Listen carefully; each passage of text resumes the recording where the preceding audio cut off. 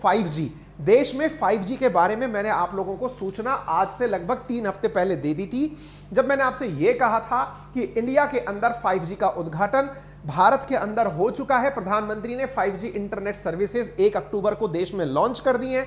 चूंकि देश अब 5G की तरफ बढ़ रहा है, यदि हम बहुत अच्छा इंटरनेट पूरे देश में प्राप्त करने लग जाएंगे, तब हो सकता है कि स्टारलिंक इंडिया के लिए इतना कॉम्पिटेंट ना बचे।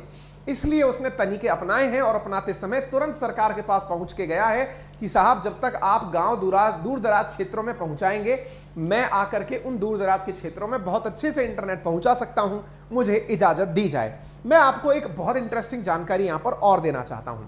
हमें देखने को ऐसा लगता है कि सैटेलाइट से इकलौते यही हैं जो सैटेलाइट से सर्विसेज पहुंचा सकते हैं। जी नहीं, और भी बहुत सारी कंपनी इस समय पर लगी हुई हैं। जैसे जियो मोबाइल जो है, उसने जियो सैटेलाइट कम्युनिकेशन लिमिटेड, जिसका नाम है JSCL, उसने भारतीय एयरटेल को वन वेब के माध्यम से कंपीट किया। भारतीय एयरटेल का भी सैटेलाइट बेस्ड इंटरनेट है जिसका नाम वन वेब है, जो आप लोग ले रहे हैं वो नहीं। ऐसे ही इस एलन मस्क का स्टारलिंक है, अमेजन का प्रोजेक्ट कूपर है और टाटा का टेलीसैट है।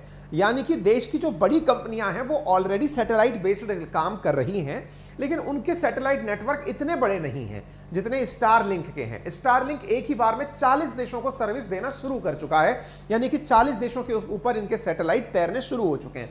यही कारण है कि देश में जियो सैटेलाइट जो है, इसने भी डिपार्टमेंट ऑफ टेलीकम्युनिकेशन से अपनी ब्रॉडबैंड फ्रॉम स्पेस सर्विस शुरू करने के लिए परमिशन ले ली थी। कब ले ली थी? सितंबर 12 को। यानी स्टारलिंक से पहले जियो सैटेलाइट के माध्यम से आप तक इंटरनेट पहुंचाने की परमिशन ले चुका है। यही नहीं, इसके अलावा एयरटेल, भारतीय एयरटेल जो है, वो भी सरकार से अप्रैल 22 को ही वन वेब के लिए सैटेलाइट सर्विस का लाइसेंस लेने की परमिशन ले चुका है कि साहब हमें भी परमिशन दे दीजिए। आपको याद होना चाहिए, स्टारलिंक ने इन सबसे आगे निकलने की सोची थी। कब? 2021 के मार्च में। क्या था? इन्होंने प्री बुकिंग शुरू कर दी थी इंडिया के अंदर कि जब मैं लॉन्च करूंगा उस समय सीधा इंटरनेट उन लोगों को पहले मिल जाएगा जिन्होंने मेरे डब्बे पहले खरीद लिए। भारत सरकार इस पर सख्त हुई और इन्हें रोक दिया गया। इंडिया ने एलन मस्क से कहा कि आप हमारे देश के अंदर प्री बुकिंग नहीं ले सकते, अगर आपको लेना है तो पहले लाइसेंस लीजिए। यह बात इन्हें नवंबर 27, 2021 में समझाई गई थी। अक्टूबर 2022 में ये आ चुके हैं, यानी इन्हें 1 साल लगा इस बात को समझने के लिए कि देश में यानी इंडिया के अंदर कुछ करना है तो सरकार से परमिशन लेना जरूरी है।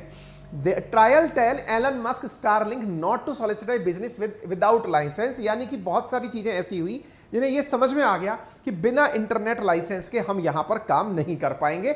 और इस वजह से एलन मस्क ने अपने द्वारा जितना भी पहले एडवांस लिया था वो लोगों को लौटा दिया जनवरी 2022 में कि साहब मैं पहले लाइसेंस लूंगा तभी जाकर काम करूंगा। एलन मस्क के बारे में दुनिया में बहुत सी बातें हमने पहले भी आपके सामने डिस्कस की हैं। फिलहाल के लिए ये जान लीजिए